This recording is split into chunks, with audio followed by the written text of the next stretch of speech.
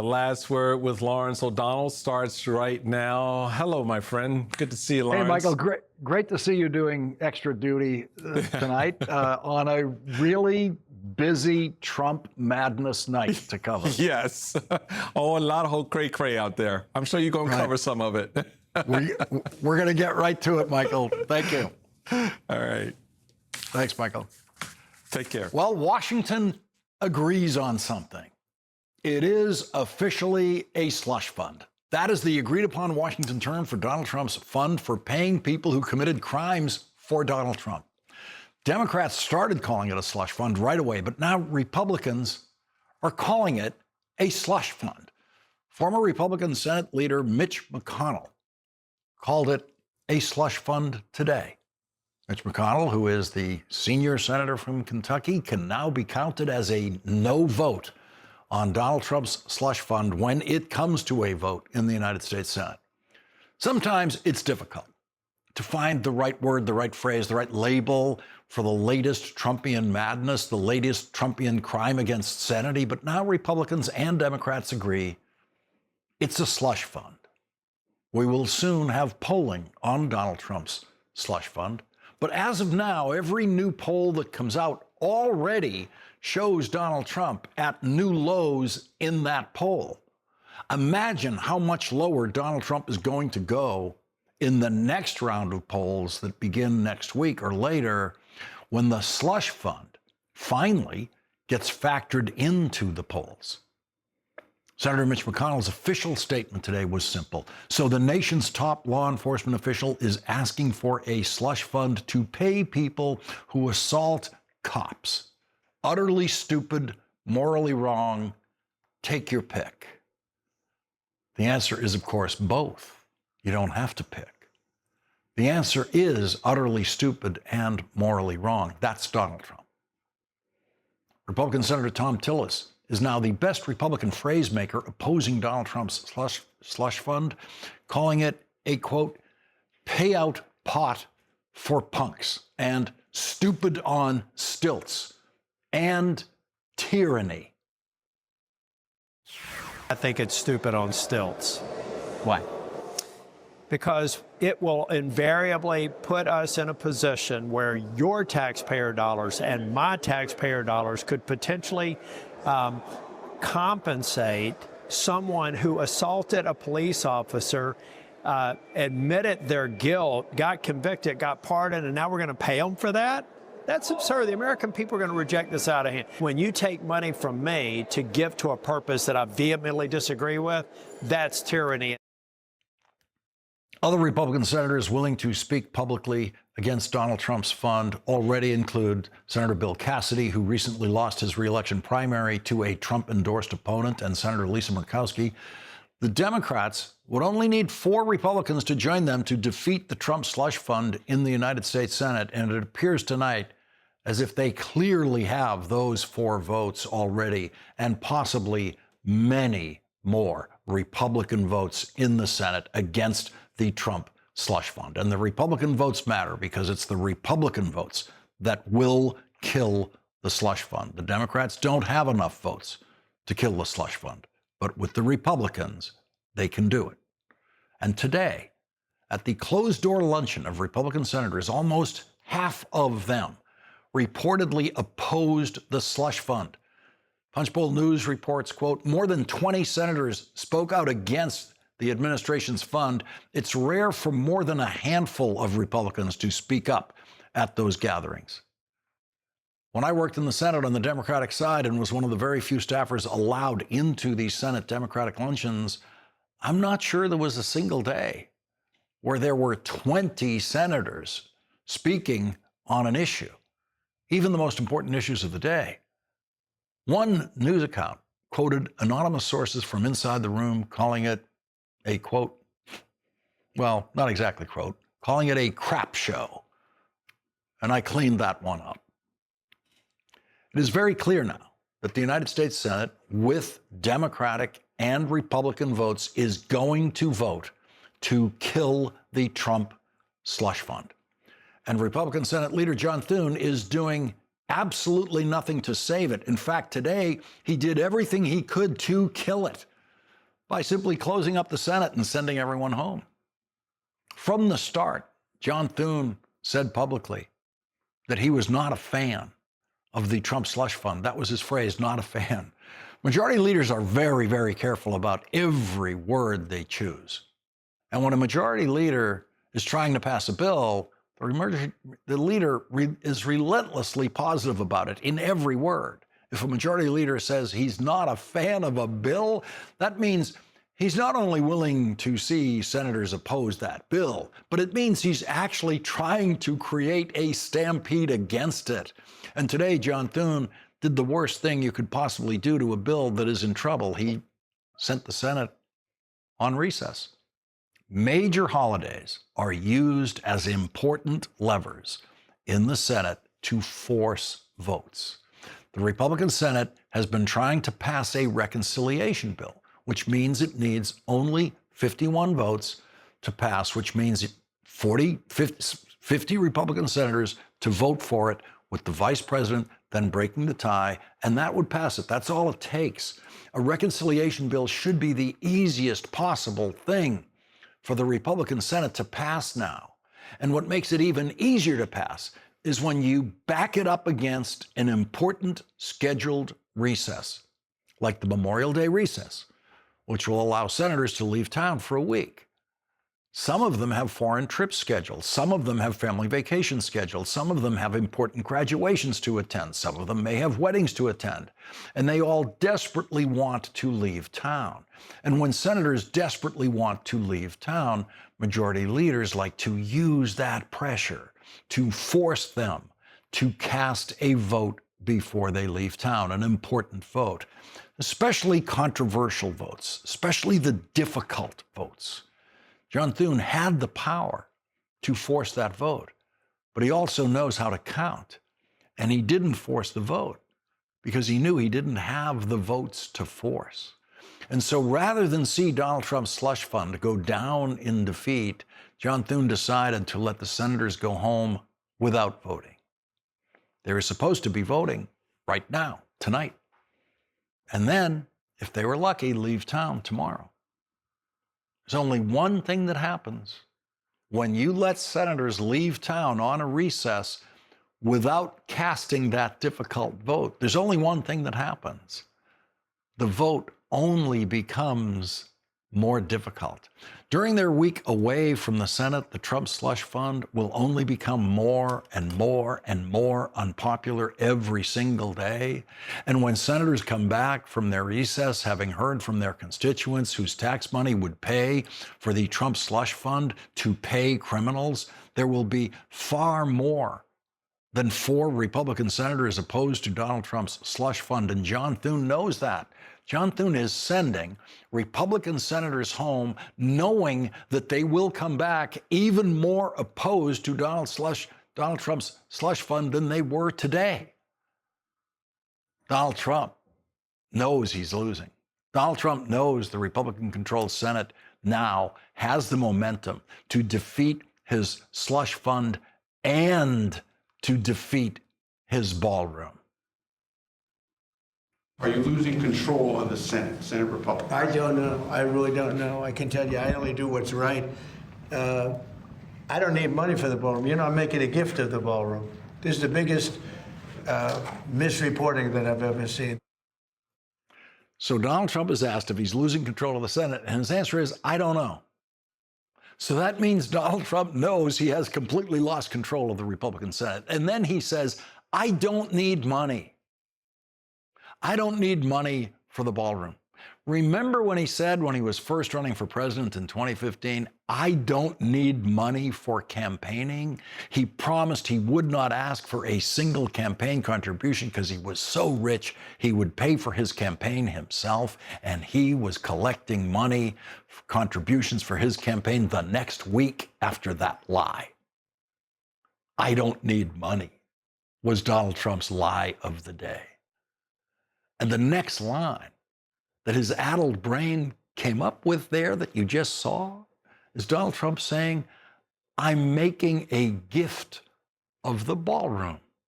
The man who is asking the Congress for $1 billion to pay for his ballroom says, I am making a gift of the ballroom. That is Donald Trump's cognitive test failure of the day.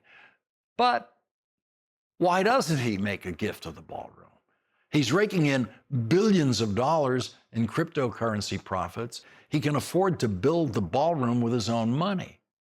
And while he's at it, he can afford to pay the criminals who attacked the Capitol for him with his own money. So go ahead, make that gift, Donald. Let's see him make a gift to any one of those criminals who attacked the Capitol for him, who tried to kill police officers for him, who tried to kill the Vice President of the United States for Donald Trump. Give those people money out of your own pocket, Donald Trump. In the new Fox poll, a record 61% in the Fox poll disapprove of the job Donald Trump is doing. And that poll was taken before the Trump slush fund was announced. 76% disapprove of his handling of inflation, and 91% say that the Iran war is responsible for the spike in gas prices. Today, Donald Trump flip-flopped once again on the Strait of Hormuz and said that he is considering allowing Iran, for the first time in history, to charge tolls for ships passing through the Strait of Hormuz.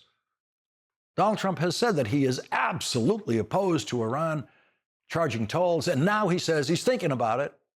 He is simply the worst public negotiator in the history of American politics at any level, from president down to city councilor.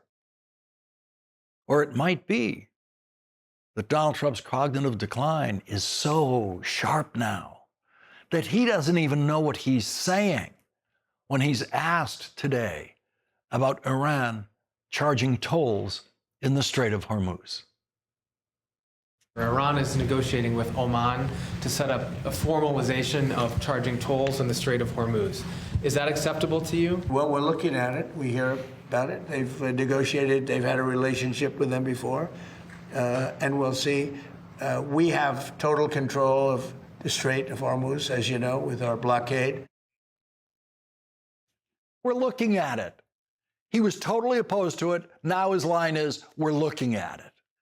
We're considering allowing Iran to charge tolls in the Strait of Hormuz, something that has never happened in history, something that no president has ever allowed. And in the same response, Donald Trump claims we have total control of the Strait of Hormuz. And again, let's just consider how addled his brain has to be for him to say we have total control of the Strait of Hormuz. If he has total control of the Strait, why hasn't he reopened the Strait to free shipping that has existed during his entire lifetime until Iran closed it down because of Donald Trump's war?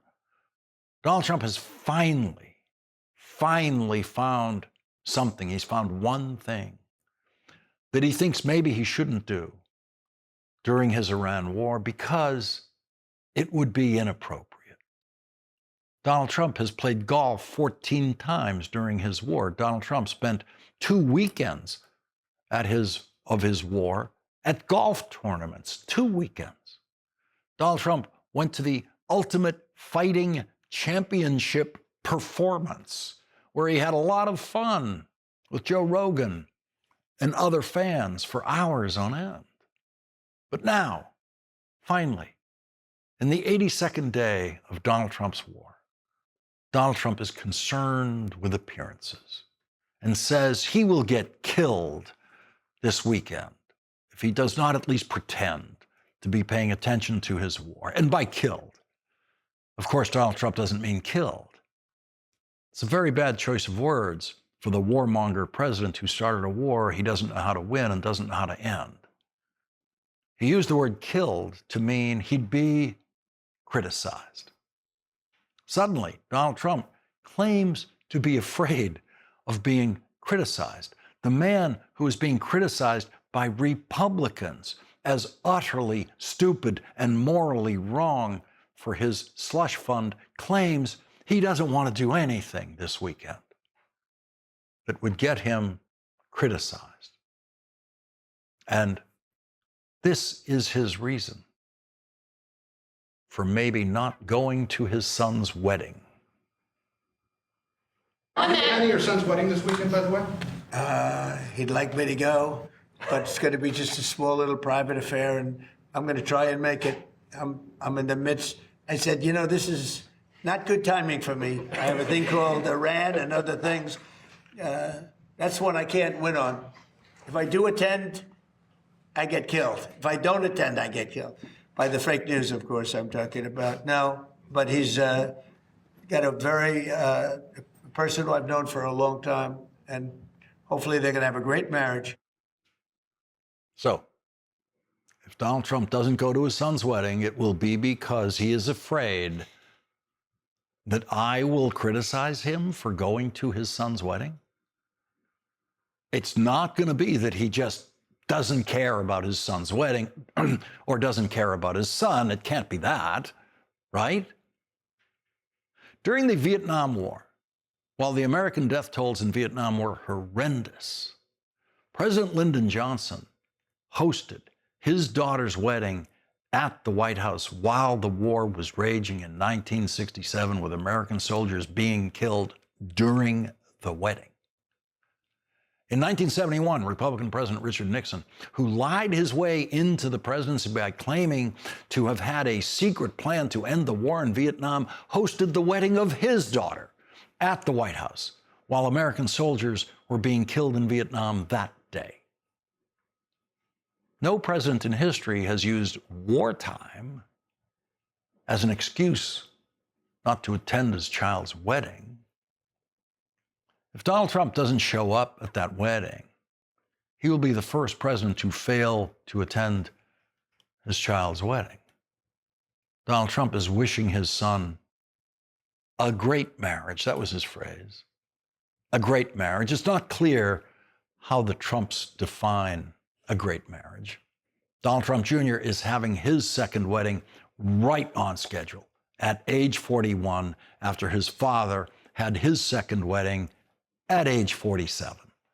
Donald Trump's second marriage lasted 4 years before separation, and a final divorce resolution coming 5.5 years after his second wedding day. And so a great marriage for Donald Trump Jr. in his second wedding would be 4 years to separation, 5.5 years to divorce, and on to his third marriage. And if Donald Trump is still around for Donald Trump Jr.'s third marriage, Donald Trump might not have an excuse for not attending that wedding. Our first guest tonight, Senator Alex Padilla, tried to crush the Trump slush fund in the United States Senate today when he asked for unanimous consent to oppose the slush fund. And it took only one Republican to object to that. And there was one Republican willing to do it. The Republican who refused to give unanimous consent was retiring Republican Senator from Alabama, Tommy Tuberville. Leading off our discussion tonight is California Senator Alex Padilla. He's a member of the Senate Judiciary Committee and the Budget Committee. He's also the top Democrat in the Senate Rules Committee. Senator Padilla, thank you very much for joining us tonight. Unanimous consent today would have been the easy way. It only took one Republican senator to stop that. But when the Senate comes back to work and you're actually able to vote on it as an amendment in the reconciliation bill to strike out any possibility of there being a Trump slush fund, that's a different story. You'll actually have a real vote count then. Right, Lawrence. Good evening. So I do think it's just a matter of time. And one of the main reasons I took to the floor today is like, why waste time? Why fool around with this procedural, regular order, reconciliation, amendment process, et cetera, with so many Senate Republicans publicly sharing their distaste, disagreement for this slush fund proposal? Let's just put it to bed today. I will say, Lawrence, we knew this was coming long ago. I introduced this bill on January 6th of this year, on the 5th anniversary of the violent insurrection. There was chatter from Ed Martin and others around Donald Trump that they were seeking to create this fund to do payments to people who were involved with the insurrection. And it's so offensive, not just because it's our taxpayer dollars, But think about the violence in the Capitol, the threat to the peaceful transfer of power, the attacks on Capitol Police. And on day one of Trump's second term, he pardons all of them. And now he doesn't want to just issue pardons. He wants to issue payments. It's offensive, it's wrong, and we're going to kill the proposal. So you were on this long before the rest of us, certainly before I was paying attention to this possibility, back in December, because there was enough noise. I do remember that. There was enough noise coming out of Trump world about paying these people. You wrote a bill to prevent that, and that was the bill that you, in effect, tried to pass by unanimous consent today. Exactly. We introduced a bill in January. Clearly, Republicans are in the majority, not just the chamber, but every single committee. So they're not exactly excited about taking up the bill, but we try to force it through this mechanism. You know, if we take a step back, and you've heard so many Senate Democrats and House Democrats and people across the country complain about costs, you know, corruption and chaos. Instead of addressing the costs that so many working families are suffering from, Republicans are choosing this path. Let's not just create the chaos of, is it a reconciliation bill focused on Department of Homeland Security? Now it's the ballroom funding, and now it's the slush fund. Like, what the heck is going on? But it's corruption at its core, to funnel taxpayer dollars into a fund with no oversight, no rules, no accountability, for this president to give payments to his friends and allies. It's disgusting, it's wrong, and we're not going to stand for it. So today, Donald Trump showed that he could not possibly be more lost in his war in Iran when he said that he's thinking about agreeing to allowing Iran to charge tolls in the Strait of Hormuz. This was something Donald Trump days ago was completely opposed to. Right. I mean, anybody who's paying attention to the news on a regular basis knows you can't believe anything he says. You know, from day one of this war, they had no clear justification. It changed on a daily basis. Was it about the nuclear capabilities? Well, I thought he addressed that last year. Clearly not. Was it about regime change? Was it about the oil? No consistent, clear justification, which is why this is an unauthorized war. And now he claims one day to be this close to a deal with Iran. The next day he threatens to bomb them again. Then he's back close to a deal. You know, and now we're talking about the Strait of Hormuz. Is he in control or is he not? Why would he even consider Iran getting payments for ships to go through the Strait of Hormuz if he's indeed in control? He's not. That's why he's failing and he can't figure out a way out. Senator Alex Padilla, thank you very much for joining us tonight. Thank you, Lawrence. Coming up, today, a longtime employee of Jeffrey Epstein's testified to the House Oversight Committee. The chair of the committee said she is the best witness who has testified to the committee about Jeffrey Epstein. Congressman Ro Khanna was there and will join us next.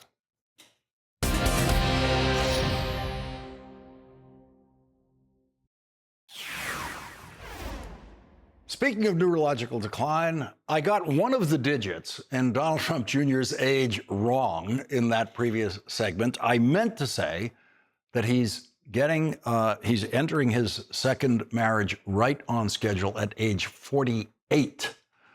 48. And his father entered his second marriage, Donald Trump, had his second wedding at age 47. And so I don't know how I got that number wrong. That's just part of the mysteries of aging brain cells.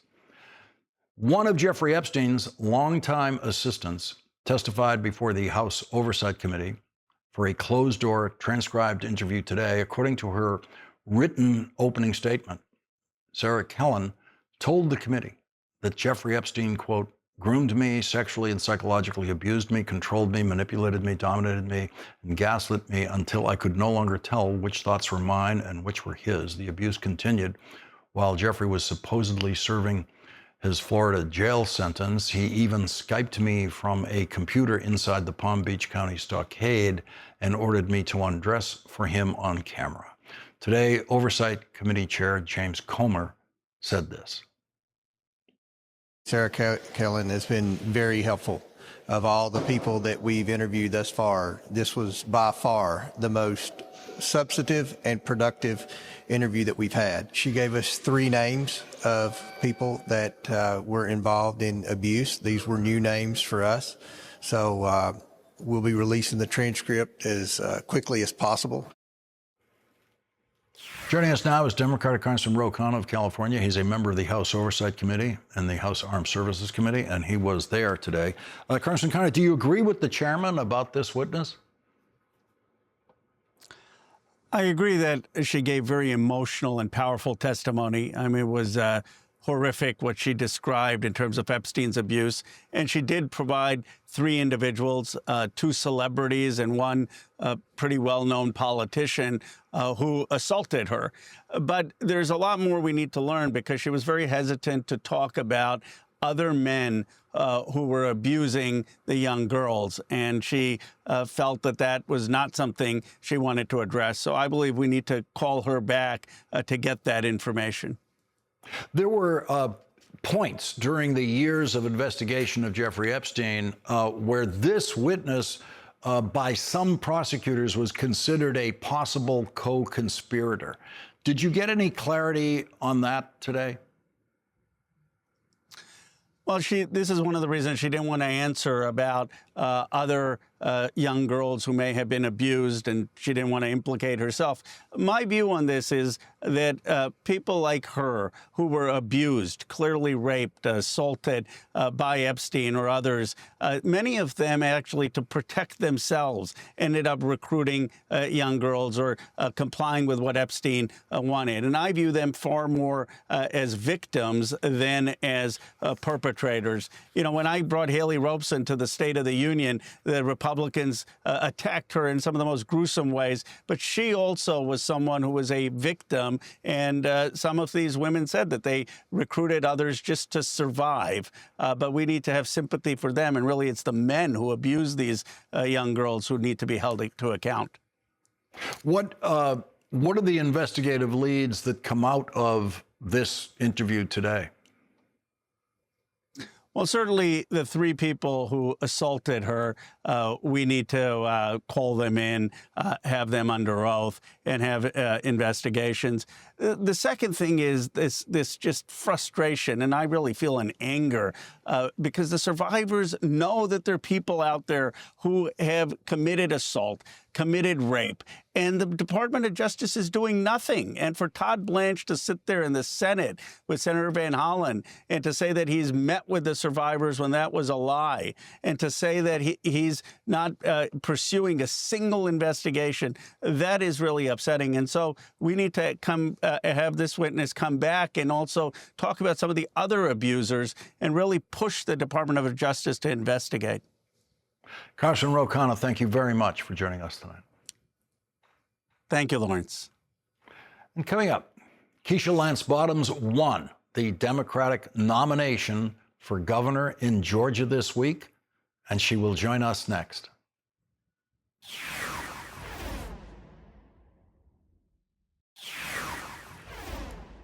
Tuesday night, Georgia Democrats chose former Atlanta Mayor Keisha Lance Bottoms as their nominee for governor. And now Democrats are hoping that she can do something no Democrat has been able to do in more than 20 years, win a governor's race in Georgia. With Democrats celebrating her nomination, Republicans are headed to a June 16th runoff for the Republican nomination. Politico reports Trump-backed Lieutenant Governor Burt Jones clinched a spot in the gubernatorial runoff alongside billionaire Rick Jackson, who told supporters he'd govern like Donald Trump with a Southern tone. Keisha Lance Bottoms says both men are fighting for Donald Trump's approval. Republican primary for governor. 2 grown men fighting to kiss the ass of an ass. It's embarrassing. I'm Keisha Lance Bottoms, and unlike some people, I'm not running for governor to be Donald Trump. I'm running to stand up to him, to expand Medicaid, guarantee pre-K for all kids, and lower taxes for working families. This may be funny, but what you're going through is not. Let's do something about it. Joining us now is Keisha Lance Bottoms, former mayor of Atlanta and former senior advisor to President Biden. She's currently the Democratic nominee for governor in Georgia. She's the author of The Rough Side of the Mountain, a memoir. Thank you very much for joining us tonight. This is not an easy campaign you've entered, and you don't even know who your opponent is. Will it matter which one of these people emerges as your Republican opponent? No, they really are the same. One has already received the endorsement of Donald Trump, and one is spending millions of dollars to try and receive his endorsement. So they are both extreme MAGA Republicans, completely out of touch with the needs of Georgians. Their concern is just pleasing Donald Trump and adding to the chaos that we are already experiencing in this state because of his policies. What do you see as the number one issue in this campaign? Everywhere that I go, the conversation is around the cost of living and just how expensive everything is. Even before the war in Iran, people were already complaining about the price of groceries, the cost of housing, and then you add on top of that on the refusal of MAGA Republicans to extend ACA subsidies. So now people are concerned about the cost of health care. Medicaid expansion has not happened in this state. We're one of 9 states that have not expanded Medicaid. We've already had 9 rural hospitals to close, utility costs. These are the issues that people are talking about in every single corner of the state, and they're looking for leaders who can offer real solutions. I wanted to show something that Congressman Ocasio-Cortez revealed in a hearing about the water supply now, how it's endangered in Georgia. Let's listen to this. I have a jar right here. This is the current drinking water in Morgan County, Georgia. Right after a data center was constructed, the Meta data center was constructed, the only difference between the clean water and this was that data center. I think both of us can agree that neither one of these things are drinkable. How can Georgia handle issues like that? Yeah, so I want to put a pause on data centers. We don't know the difference between fact and fiction when it comes to data centers in the state. Obviously, when you see examples like that, you know that something's gone terribly wrong. People are attributing data centers to the rising utility costs. And also people are concerned about the overall impact on the environment. We've heard stories around the state of people saying that their water supply has been significantly reduced when data centers come up in their backyard. And it's a very often a complicated discussion because there are some cities who have asked and appreciated the economic boom that the data centers are bringing, but obviously balancing that with what communities are feeling and what their concerns are. So I am asking for a pause for us to do a deep dive and understand if the billions of dollars in incentives that were given to attract these data centers have been worth it. Georgia Democratic gubernatorial nominee, Keisha Lance Bottoms, thank you very much for joining us. Please come back during the campaign. Thank you. And coming up, one of the Trumpian madmen working under Elon Musk and Marco Rubio said last year that Ebola is a scam. Now an Ebola outbreak is killing people and forcing planes to be diverted after Donald Trump destroyed the best resource in the world to fight Ebola, the United States Agency for International Development. If Ebola reaches this country, it will be thanks entirely to Donald Trump and Elon Musk. That's next.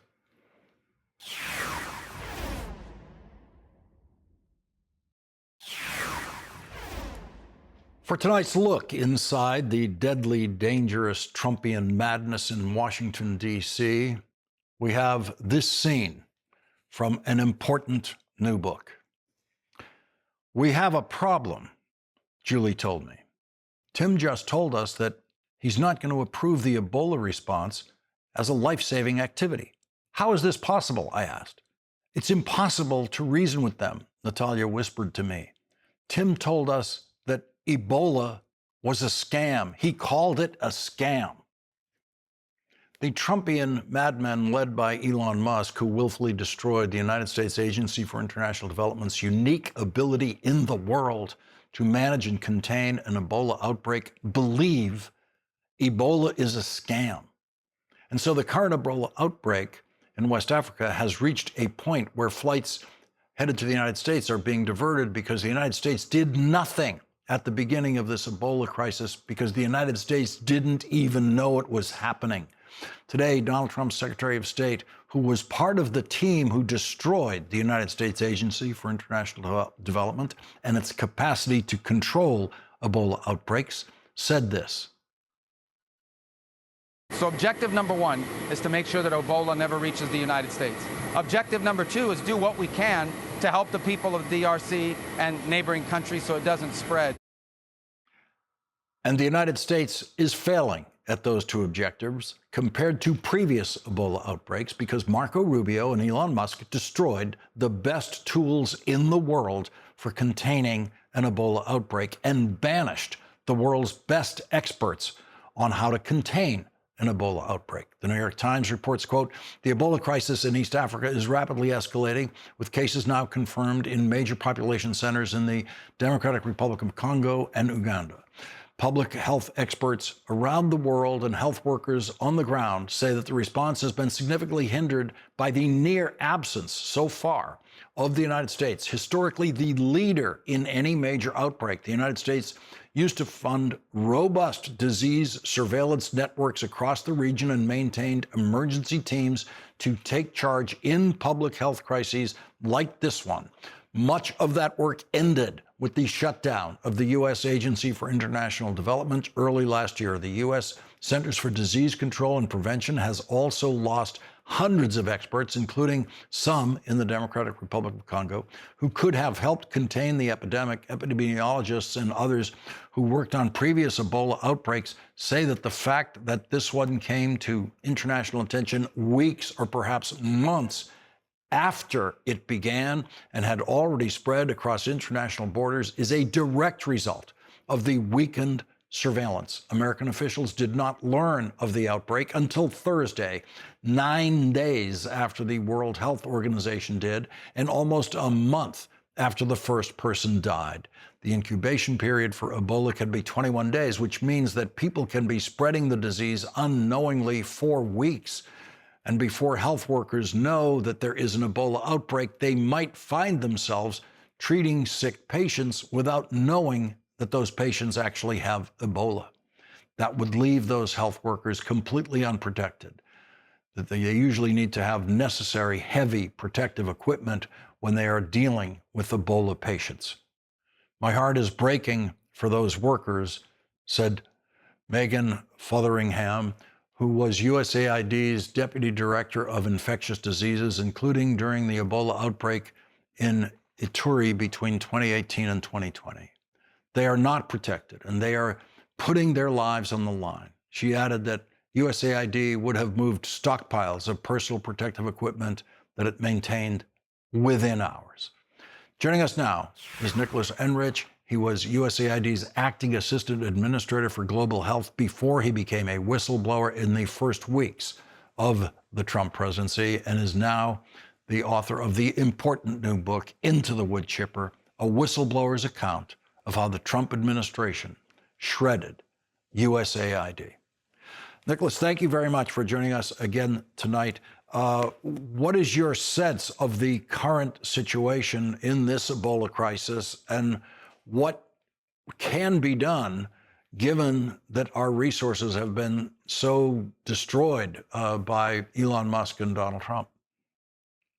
Yeah, this is an outbreak we have not yet got under control, and I think the concern is that we started off without the resources that we had. Unfortunately, USAID used to be on the scene, and we had a playbook that allowed us to respond quickly to Ebola outbreaks, and we had in the past. And unfortunately, with those resources gone, and with USAID no longer able to provide services or to partner with local organizations in the region, the State Department is left scrambling and trying to having to improvise and make up the playbook as they go along. And unfortunately, decisions that need to be made in hours are unfortunately slipping, and it's taking days or sometimes even weeks. And that's what's letting this outbreak continue to spread out of control. And do Elon Musk's planted workers at USAID and still think that Ebola is a scam? Yeah, I mean, when I was at USAID in 2025, there was another Ebola outbreak, and I can tell you, as I wrote in the book, that the DOGE team and the political appointees just continued to ignore the warnings of experts and would not let us implement a robust response, including not even allowing us to screen passengers at airports for symptoms of Ebola before they got onto international flights. So it's really no surprise to me that they are not taking the current Ebola outbreak seriously, and it's costing time, and it's unfortunately costing lives. What happens if Ebola reaches the United States? I think, we are at risk. Some of Americans already have tested positive, but I don't think that this current outbreak, luckily, is likely to be the one to cause the next pandemic. I think the bigger risk that we're seeing is the lives that are being lost in DRC and potentially Uganda now. But I think what we're seeing that is a true risk to Americans is just how much ground we've lost by giving up the resources and the abilities of USAID to conduct surveillance and monitoring. We have set ourselves back at least a decade in terms of pandemic preparedness. And what I'm really worried about is what happens when a likely candidate, a pathogen that might be the next pandemic comes our way, because we have lost all the ground that we had made following the COVID pandemic, and even are set back to where we were during the 2014 Ebola outbreak. Nicholas Enrich's new book is Into the Wood Chipper, a whistleblower's account of how the Trump administration shredded USAID. Nicholas Enrich, thank you very much for joining us again tonight. Thanks for having me. We'll be right back.